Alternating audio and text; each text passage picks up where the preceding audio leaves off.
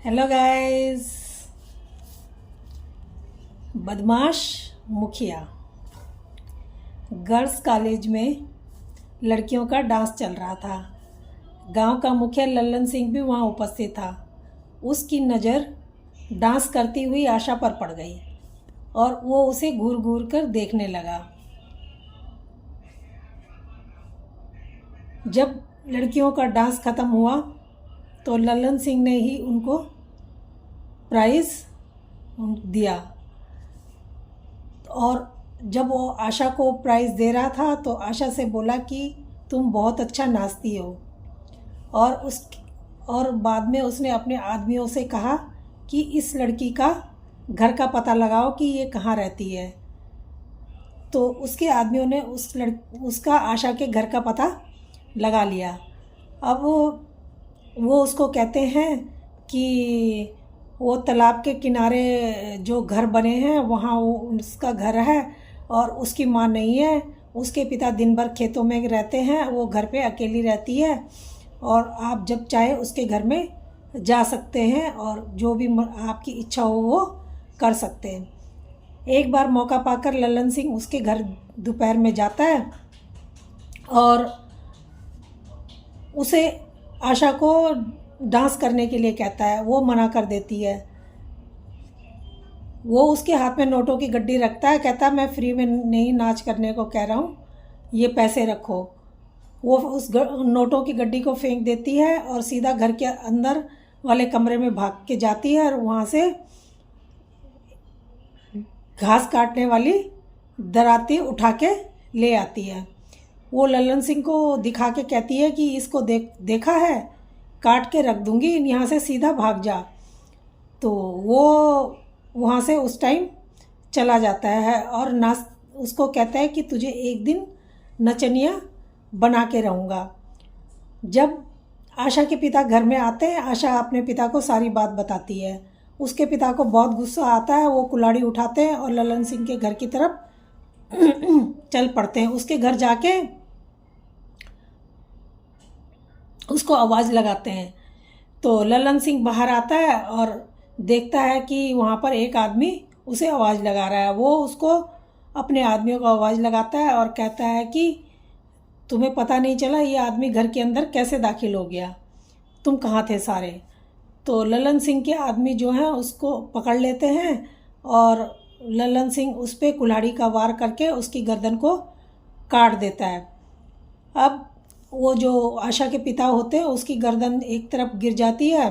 वो उसकी गर्दन को एक पॉलीथीन में भर के और उनके दरवाजे पे टांग के आ जाते हैं। आशा उधर अपने पिता के जाने के बाद बहुत चिंतित थी, बहुत परेशान थी। काफ़ी टाइम हो गया था, वो करे तो क्या करे, उसको कुछ समझ में नहीं आ रहा था। सुबह होती है, वो दरवाज़ा खोल के देखती है तो वहाँ पर उसके पिता की गर्दन लटक रही थी दरवाजे पे पॉलीथीन में। वो बहुत रोती है, चीखती है, चिल्लाती है। गांव के लोग इकट्ठे हो जाते हैं, देखते हैं, पर कोई कुछ नहीं कर सकता क्योंकि लल्लन सिंह का खौफ हर किसी को छाया हुआ था। कोई भी उसको कुछ नहीं कहता था।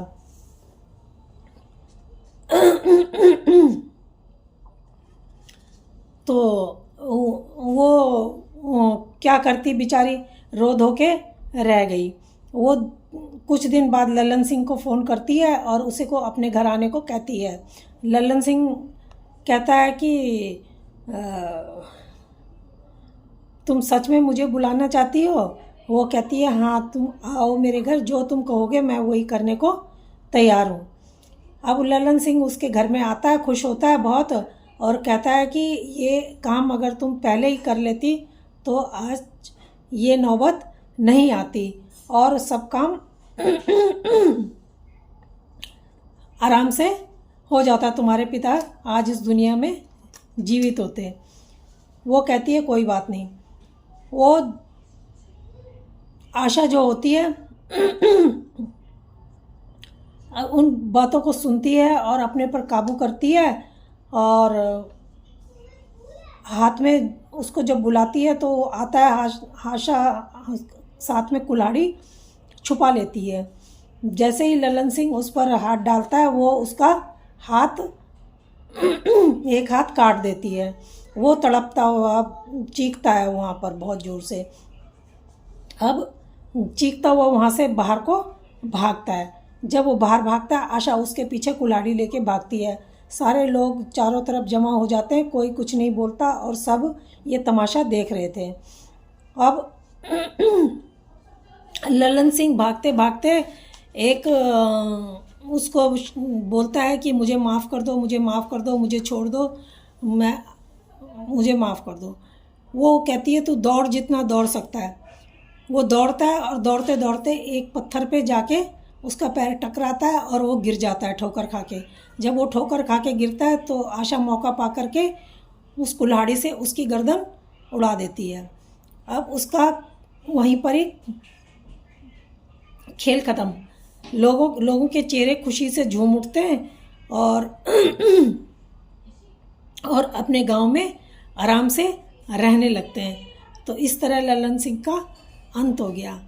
तो दोस्तों, ये कहानी आपको कैसी लगी? अगर अच्छी लगी हो तो प्लीज़ लाइक और सब्सक्राइब जरूर करना। धन्यवाद।